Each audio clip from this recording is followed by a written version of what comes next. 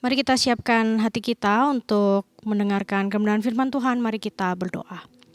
Bapa di dalam surga, kami bersyukur Tuhan untuk kebaikan-Mu. Kalau hari ini Tuhan masih kasih kesempatan untuk kami beribadah, kami bersyukur itu semua karena kebaikan Tuhan. Nah, kami terus berdoa Tuhan menyerahkan untuk waktu pemberitaan firman. Kiranya Tuhan boleh siapkan hati setiap kami, berikan kami telinga yang mau mendengar akan kebenaran firman Tuhan. Dan kiranya Engkau juga boleh pakai hamba-Mu yang penuh dengan keterbatasan. Kiranya keterbatasannya tidak membatasi kebenaran firman Tuhan untuk boleh diberitakan. Terima kasih Tuhan, kami menyerahkan waktu kami selanjutnya ke dalam tangan Tuhan. Di dalam nama Tuhan Yesus Allah kami yang baik kami berdoa. Amin. Mari kita buka Alkitab kita bersama-sama dari Yeremia pasal yang ke-29. Yeremia pasal yang ke-29 ayat yang ke-10 sampai yang ke-14. Yeremia 29 ayat yang ke-10 sampai yang 14. Saya bacakan bagi kita sekalian. Sebab beginilah firman Tuhan. Apabila telah genap 70 tahun bagi Babel, barulah aku memperhatikan kamu. Aku akan menepati janjiku itu kepadamu dengan mengembalikan kamu ke tempat ini. Sebab aku ini mengetahui rancangan-rancangan apa yang ada padaku mengenai kamu. Demikianlah firman Tuhan, yaitu rancangan damai sejahtera dan bukan rancangan kecelakaan, untuk memberikan kepadamu hari depan yang penuh dengan harapan. Dan apabila kamu berseru dan datang untuk berdoa kepadaku, maka aku akan mendengarkan kamu. Apabila kamu mencari aku, kamu akan menemukan aku. Apabila kamu menanyakan aku dengan segenap hati, aku akan memberi kamu menemukan aku. Demikianlah firman Tuhan. Dan aku akan memulihkan keadaanmu dan akan mengumpulkan kamu dari antara segala bangsa dan dari segala tempat kemana kamu telah kucerai-beraikan. Demikianlah firman Tuhan. Dan aku akan mengembalikan kamu ke tempat yang dari mana aku telah membuang kamu. Demikian jauh pembacaan firman Tuhan. Ya, shalom servers. Rasanya 2020 ini dengan satu kedipan mata kita udah sampai gitu ya di bulan November. Saya yakin ada begitu banyak kebaikan Tuhan yang boleh kalian rasakan di sepanjang tahun 2020 ini. Dan bahkan gak kerasa memasuki bulan yang ke-11 dan kita akan segera menutup tahun ini. Benar-benar saya yakin ada di tengah segala kekeosan yang terjadi, ada kebaikan-kebaikan Tuhan yang kita boleh rasakan. Nah, kalau bagi saya nih ya, salah satu kebaikan Tuhan yang saya rasakan di tahun 2020 ini adalah saya kembali punya waktu untuk membangun kehidupan doa dan waktu teduh saya. Mungkin kalian berpikirnya, wah kenapa nih begitu ya, apakah kemarin-kemarin gak saat teduh? Bisa jadi demikian teman-teman ya, karena sibuk, mobilitas tinggi, kemudian saya punya alasan untuk bilang sama Tuhan, aduh Tuhan saya udah capek, saya udah gak punya waktu begitu ya. Tapi karena sekarang lebih banyak stay at home, mobilitasnya juga gak tinggi gitu ya, jadi saya gak ada alasan untuk bisa bilang sama Tuhan, aduh Tuhan saya gak ada waktu gitu ya. Saya gak bisa ngomong begitu, dan akhirnya ya di tahun ini saya bisa punya waktu untuk kembali bangun waktu teduh saya, waktu berdoa saya. Nah, kira-kira kalau kalian nih, apa kebaikan Tuhan yang kalian rasakan di tahun 2020 ini? Coba kalian tuliskan satu aja. Tuliskan di kolom komentar gitu ya, supaya siapa tahu kalian menuliskan itu dan bisa jadi berkat buat orang lain. Ya, servers, hari ini kita masih terus melanjutkan pembahasan kita mengenai doa. Dan seperti judul yang saya tuliskan, saya meyakini bahwa ketika kita berdoa, sesuatu terjadi. Ini bukan berbicara mengenai ketika kita berdoa maka segala sesuatu yang kita mau pasti kita dapatkan, bukan demikian. Tetapi ketika kita berdoa, ada hal-hal yang Tuhan kerjakan di dalam hidup kita. Pasti ada hal-hal yang Tuhan kerjakan dalam hidup kita. Doa bukan hanya berbicara tentang permohonan yang dikabulkan atau enggak, tetapi doa itu membentuk pribadi kita, membentuk siapa kita yang berdoa, dan membentuk ketaatan serta ketekunan kita di hadapan Tuhan. Nah, sebelum lebih lanjut kita membahas tentang tema hari ini, sebelumnya saya pengen tunjukin beberapa gambar hasil survei kecil-kecilan yang saya buat di Instagram. Mungkin kalian juga termasuk bagian dari orang-orang yang sudah isi dari survei ini. Yang pertama, teman-teman, kita lihat ya gambarnya. Yang pertama ada Indomie versus mie mentah begitu ya. Saya sempat bingung ketika ngelihat survei ini karena di awal mie mentahnya menang gitu ya, nomor 1. Saya udah ketir-ketir, wah kenapa nih kok orang pada pilihnya mie mentah gitu ya, mungkin mereka pikirnya lebih sehat. Ternyata dari 200 koresponden akhirnya 59% Indomie menang, hidup Indomie begitu ya. Nah, yang kedua, survei yang kedua adalah ada kamera lama yang masih pakai pita dan juga kamera mirrorless. Kira-kira berapa orang nih yang pilih? Ternyata yang menang adalah yang mirrorless begitu ya. 84% orang pilih mirrorless. Kemudian yang selanjutnya adalah gambar kereta lokomotif, kemudian yang satunya adalah kereta cepat yang ada di Jepang, dan 89% juga memilih kereta cepat yang ada di Jepang. Kemudian yang terakhir saya bikin surveinya adalah telepon apa ya, saya sebutnya telepon kabel begitu ya, dan yang satu adalah smartphone. Nah, saya agak kaget sih sebenarnya, saya berpikir mungkin 100% akan pilih smartphone ya, ternyata ada 4% orang yang memilih telepon kabel, entah kenapa begitu ya. Dan ketika saya lihat yang pilih juga masih di generasi sekarang begitu ya, tapi entah kenapa mungkin salah pencet kayaknya ya, bisa jadi salah pencet. Nah, kalau saya boleh simpulkan teman-teman dari hasil survei ini, maka semakin majunya perkembangan zaman, manusia memang lebih menyukai segala sesuatu yang lebih cepat dan lebih instan. Manusia makin terobsesi untuk membuat segala sesuatu menjadi semakin cepat. Dan gak jarang kalau kita mungkin bisa mendengar, ya gak penting lagi lah yang namanya proses. Yang paling penting itu hasilnya kayak gimana begitu ya. Semakin cepat katanya semakin baik. Nah, namun ada hal yang menarik nih ya, yang kita mau sama-sama lihat di dalam kisahnya bangsa Israel. Kalau kita berpikir bahwa cepat itu lebih baik dan itu hanya terjadi di zaman kita, tapi ternyata enggak, itu juga sudah terjadi sejak zaman umat Israel ketika mereka ada di dalam pembuangan. Nah, poin pertama yang akan kita bahas ketika kita berdoa adalah kita perlu untuk mencari Allah dengan segenap hati kita. Seek Him with all your heart. Nah, perikop yang tadi kita baca bersama-sama di awal mengisahkan tentang bagaimana bangsa Israel itu lagi terima janji pembebasan dari Allah. Nah, tapi menariknya di pasal yang sebelumnya, di pasal yang ke-28, nanti kalian bisa baca sendiri. Yeremia pasal 28 tuh mencatatkan muncul seorang tokoh, dia mengklaim dirinya sebagai nabi utusan Allah. Nah, orang ini namanya adalah Hanaya. Nah, Yeremia mencatat nih nubuatan atau kalimat yang disampaikan oleh si nabi palsu yang bernama Hanaya ini. Ketika itu Hanaya ngomong begini, "Beginilah firman Tuhan semesta alam, Allah Israel. Aku telah mematahkan kuk Raja Babel itu. Dalam 2 tahun, ingat ya, dalam 2 tahun ini aku akan mengembalikan ke tempat ini segala perkakas rumah Tuhan yang telah diambil dari tempat ini oleh Nebukadnezar Raja Babel dan diangkutnya ke Babel." Nah, kita bandingin ya, tadi kan Hanaya bilangnya dalam 2 tahun. Kita coba bandingin dengan apa yang tadi dikatakan sama Yeremia di ayat yang ke-10. Dia bilang begini, "Sebab beginilah firman Tuhan semesta alam." Mirip lah ya.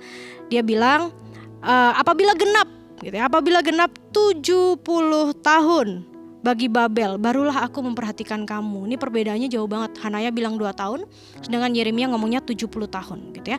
"Aku akan menepati janji-janjiku itu kepadamu dan mengembalikan kamu ke tempat ini." Nah, teman-teman, kalau kita jadi orang Israel nih ya, kira-kira kita pilih yang mana ketika itu?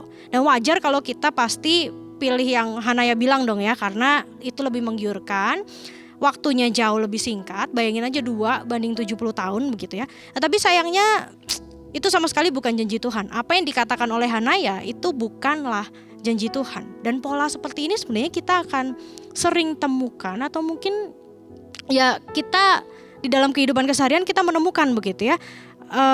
Kita mau dapetin segala sesuatu itu dengan cepat begitu ya. Kemudian kita membuat segala perencanaan dengan matang begitu ya, supaya segala sesuatunya lancar. Tapi kayak tahun ini corona datang dan semuanya ambyar begitu ya. Kita selalu pengen segala sesuatunya cepat, tetapi Tuhan justru mau kita untuk sabar. Nah, teman-teman, kehidupan doa gak pernah lepas dari yang namanya ketekunan untuk menantikan jawaban Tuhan.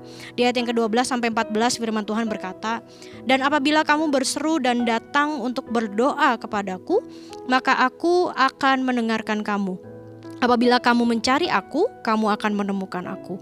Apabila kamu menanyakan aku dengan segenap hati, aku akan memberi kamu menemukan aku." Dan selanjutnya dia menyatakan satu janjinya, Allah menyatakan satu janji yang sangat dinanti-nantikan adalah ketika dia bilang, "Aku akan memulihkan." Nah, teman-teman, coba perhatikan di dalam doa kita, doa bangsa Israel kepada Allah. Sejatinya bangsa Israel ketika itu sedang menantikan janji yang tadi Allah ucapkan, ya, ini janji tentang pemulihan. Namun di sana Allah mengingatkan umatnya untuk berdoa dengan benar. Pemulihan itu udah pasti mereka dapetin, tetapi yang perlu bangsa Israel ingat adalah di dalam proses penantian ini bagaimana mereka berdoa itu jauh lebih penting. Kamu rindu pemulihan? Ya berdoalah, kata Tuhan, berserulah kepada Allah. Datang kepada Allah, cari Allah dengan segenap hatimu. Seek Him with all your heart. Nah teman-teman, ini yang seringkali kita lupakan.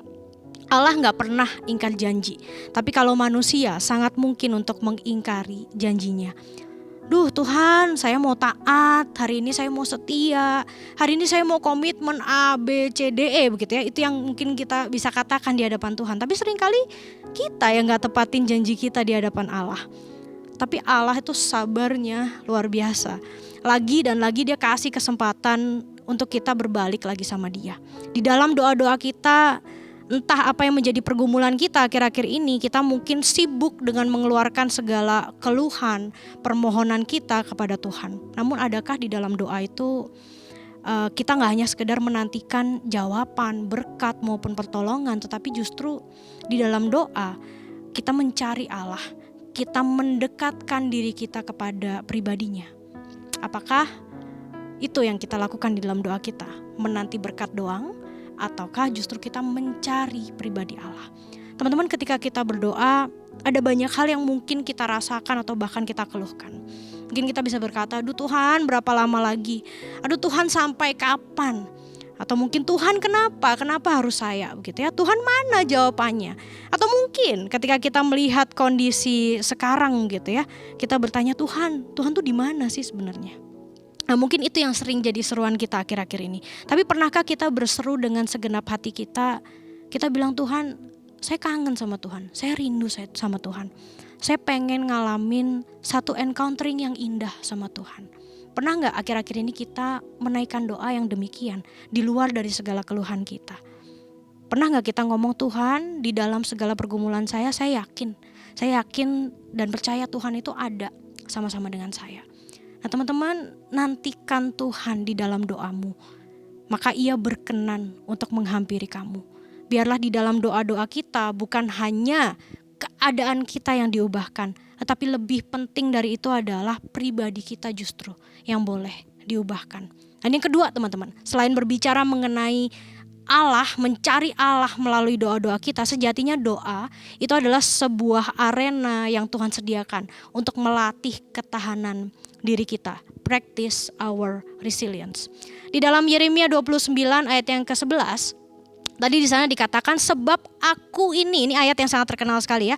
Aku ini mengetahui rancangan-rancangan apa yang ada padaku mengenai kamu, demikianlah firman Tuhan, yaitu rancangan damai sejahtera dan bukan rancangan kecelakaan, untuk memberikan hari depan yang penuh harapan. Teman-teman, ayat ini sangat menarik karena ketika itu bangsa Israel mungkin saja mereka berpikir tentang bagaimana mereka akan keluar secepatnya dari pembuangan di Babel, kemudian kembali ke tanah perjanjian atau kembali ke Yerusalem. Namun kenyataannya Tuhan berkata itu baru akan terjadi setelah genap 70 tahun lamanya. Bayangin 70 tahun Tuhan bilang. Lalu apa yang terjadi dengan bangsa Israel teman-teman? Selama 70 tahun itu di dalam masa penantian apa yang terjadi dengan mereka? Teman-teman, Allah justru unik sekali. Allah memerintahkan kepada bangsa Israel ketika dibuang ke Babel justru untuk, di ayat ke-7 ya teman-teman bisa baca ya, justru untuk mengusahakan kesejahteraan kota di mana mereka dibuang. What? Mereka tunggu untuk keluar dari Babel, tapi justru perintah Tuhan di ayat ke-7, ya sejahterakan kota di mana kamu dibuang begitu ya. Dan Allah bukan sekedar menjanjikan bahwa mereka akan segera keluar dari segala penindasan, tetapi mereka justru harus tinggal mengusahakan kesejahteraan Babel, karena di sanalah kamu ditempatkan, karena di sanalah kamu ditaruh sama Tuhan selama 70 tahun. Kenapa Tuhan? Kok unik begitu ya? Kenapa kita mungkin berpikir kok Tuhan jahat gitu ya? 70 tahun loh di masa pembuangan, bayangin. Dan kalau misalkan kita ngomong Tuhan jahat, sebenarnya enggak juga teman-teman. Kalau kita tahu gimana kisahnya hidup umat Israel gitu ya, yang kita baca di dalam Alkitab, yang seringkali juga bikin kita geram gitu ya, bikin kita gedek banget ketika ngelihat bangsa Israel. Karena apa? Karena ketidaktaatan mereka begitu. Dengan berbagai macam cara bangsa Israel tuh seringkali mengkhianati Allah, bahkan menukarkan Allah dengan ilah-ilah atau penyembahan berhala. Kalau kita baca kisah bangsa Israel, kita seringkali kesel sama tegar tengkuknya mereka. Dan kali ini akhirnya Allah mengizinkan mereka untuk masuk ke dalam satu masa yang cukup panjang, bukan sekedar untuk menghukum, tetapi Allah di situ bertujuan untuk membentuk kembali hati umat yang sudah serong atau bahkan sudah hancur. Masa 70 tahun ini menjadi masa-masa di mana Allah ingin meluruskan kembali hati umat agar sejalan dengan hatinya Allah. Nah teman-teman, saya jadi ingat ketika saya masih kecil. Seperti anak kecil pada umumnya, pastinya saya banyak melakukan kesalahan, pelanggaran, kenakalan masa kecil gitu ya. Satu hari saya melanggar peraturan yang mama saya buat. Intinya saya merusak sebuah mainan yang dia beli. Itu bukan mainan buat saya, sebenarnya itu mainan yang koleksi mama saya begitu ya. Bayangin aja itu koleksi, terus saya rusakin begitu. Nah akhirnya saya harus terima konsekuensinya dan saya harus terima hukuman begitu atas pelanggaran saya. Nah mama saya memberikan saya disiplin. Dia time out saya ketika itu. Dia bawa saya ke kamar mandi belakang begitu ya, kamar mandi yang ada di belakang. Dan saya dimasukin ke situ, lampu gak boleh dinyalain selama kalau gak salah hampir 3 jam teman-teman. Saya di time out di kamar mandi yang sangat gelap itu. Nah ketika saya dimasukin ke situ, apa yang terjadi teman-teman? Ya saya teriak-teriak, nangis, marah-marah, saya gedor-gedor pintu minta dibukain, tapi mama saya ya bergeming begitu ya. Dia diam aja membiarkan saya di dalam sampai akhirnya saya kecapean sendiri dan saya akhirnya diem begitu. Dan teman-teman, akhirnya ketika waktu time out saya selesai dan mama saya buka pintu lagi dan saya boleh keluar, itu rasanya lega banget teman-teman.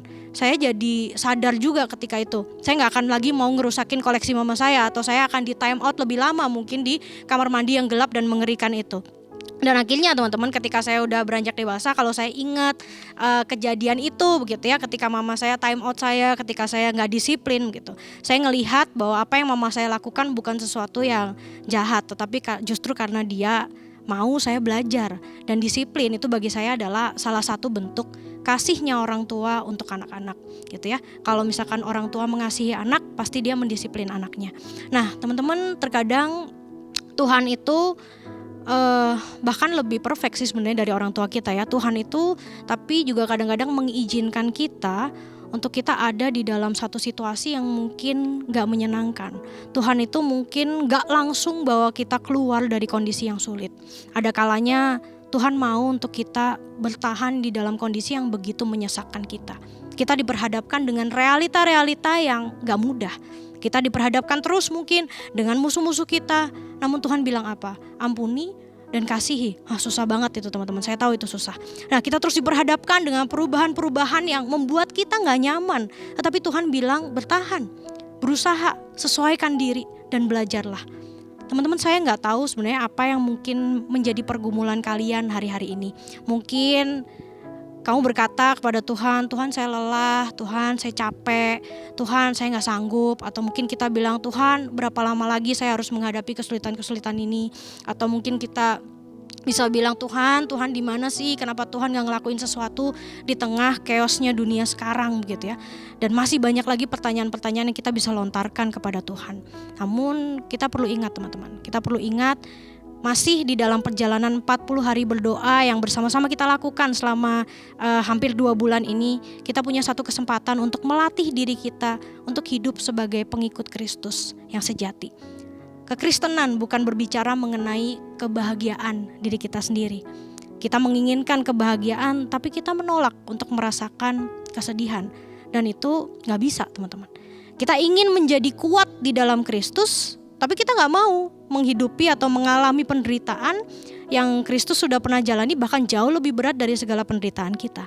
Kita menginginkan yang namanya kekudusan, tetapi tanpa rasa sakit, yang gak bisa.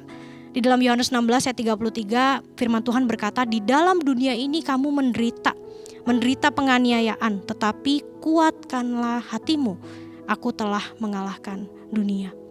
Teman-teman, sejatinya gak ada penderitaan kita yang jauh melampaui penderitaan yang sudah Kristus tanggung bagi dosa kita. Teman-teman, Tuhan memanggil kita bukan untuk melarikan diri, namun untuk menjadi kuat di tengah chaosnya dunia yang berdosa ini. God doesn't call us to escapism, but find resilience in the midst of our trials. Setiap pergumulan atau kesulitan yang kita hadapi sekarang, bertujuan untuk mengarahkan hati dan pikiran kita, bukan hanya kepada hal-hal kesia-siaan dunia, tetapi mengarahkan kita kepada pengharapan yang kekal akan janji pemulihan dari Allah. But as we walk out our lives in this crazy earth, remember that the best growth comes through persevering through trials. And when we learn perseverance, we find surprising joy. Mari kita satukan hati kita berdoa. Bapa di dalam surga, kami sekali lagi berterima kasih. Kami berterima kasih kalau Tuhan masih ingatkan kami di dalam kehidupan doa kami. Yang harus kami lakukan adalah kami mencari Engkau dengan sepenuh hati. Dan kami melatih ketahanan diri kami. Dan kami percaya Tuhan di dalam perjalanan 40 hari berdoa yang kami lakukan bersama-sama. Kami percaya Tuhan melakukan sesuatu di dalam hidup kami. Kalau mungkin kondisi kami belum berubah atau Tuhan belum ubahkan, tapi kami percaya di dalam ketekunan kami berdoa, Tuhan bisa ubahkan kami terlebih dahulu justru menjadi pribadi yang makin hari makin indah di hadapan Tuhan. Kami sekali lagi berterima kasih, kami bersyukur untuk kasih setia Tuhan. Terima kasih untuk firman yang boleh terus mengingatkan setiap kami. Terima kasih Tuhan, di dalam nama Tuhan Yesus kami berdoa. Ya teman-teman, sebagai respon dari firman Tuhan yang sudah disampaikan pada hari ini, mari kita mengakui iman percaya kita melalui pengakuan iman rasuli. Pengakuan iman rasuli. Aku percaya kepada Allah, Bapa yang Maha Kuasa, Khalik langit dan bumi, dan kepada Yesus Kristus, Anaknya yang tunggal Tuhan kita, yang dikandung dari Roh Kudus, lahir dari anak darah Maria, yang menderita sengsara di bawah perintahan Pontius Pilatus, disalibkan, mati dan dikuburkan, turun ke dalam kerajaan maut. Pada hari yang ketiga, bangkit pula di antara orang mati, naik ke surga, duduk sebelah kanan Allah, Bapa yang Maha Kuasa. Dan dari sana Ia akan datang untuk menghakimi orang yang hidup dan yang mati. Aku percaya kepada Roh Kudus, gereja yang kudus dan am, persekutuan orang kudus, pengampunan dosa, kebangkitan orang mati dan hidup yang kekal. Amin. Arahkanlah hatimu dan terimalah berkat daripada Tuhan. Kiranya Tuhan memberkati engkau dan melindungi engkau. Kiranya Tuhan menyinari engkau dengan wajahnya dan memberi engkau kasih karunia. Dan Tuhan menghadapkan wajahnya kepadamu dan memberi engkau damai sejahtera. Amin.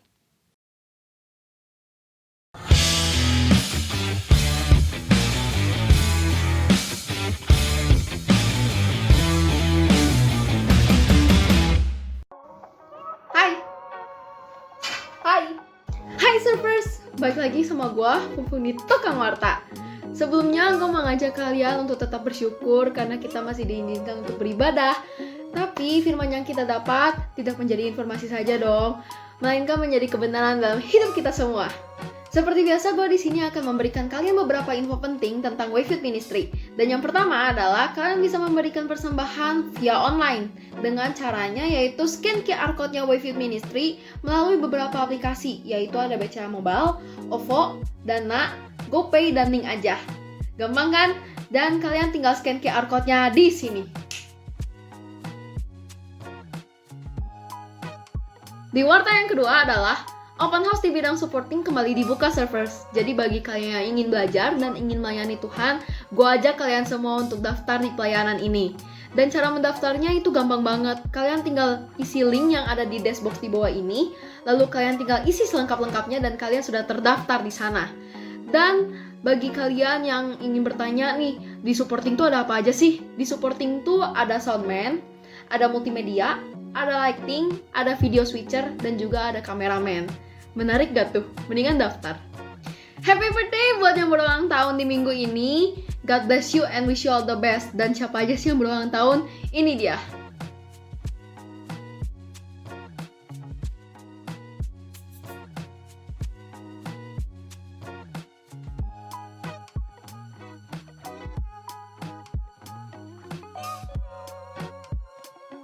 Kami juga ingin menyambut kamu semua yang baru pertama kali gabung di online service-nya Wayfield Ministry.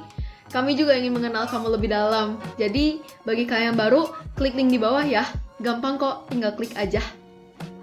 Gue juga mau ngingetin kepada kalian semua untuk tetap stay connected dengan komit kalian lewat komit online.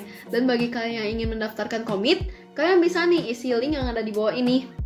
Segala aktivitas dan info terbaru dari Wave Youth Ministry, kalian semua bisa akses melalui Instagramnya @WaveYouthMinistry dan juga @Youth1Wave. So, stay updated ya teman-teman. Dan jangan lupa untuk mendengarkan konten menarik di podcast kita di Spotify yaitu Wave Youth Ministry. Dan linknya ada di dashbox ya teman-teman. Sekian warta hari ini. Sampai jumpa minggu depan. Happy Sunday. And once again, let's be a worshiper, not a spectator. God bless you. Kau terbesar dan mulia, ajaib semua perbuatanmu. Kau terbesar dan mulia, biarlah semua memujimu.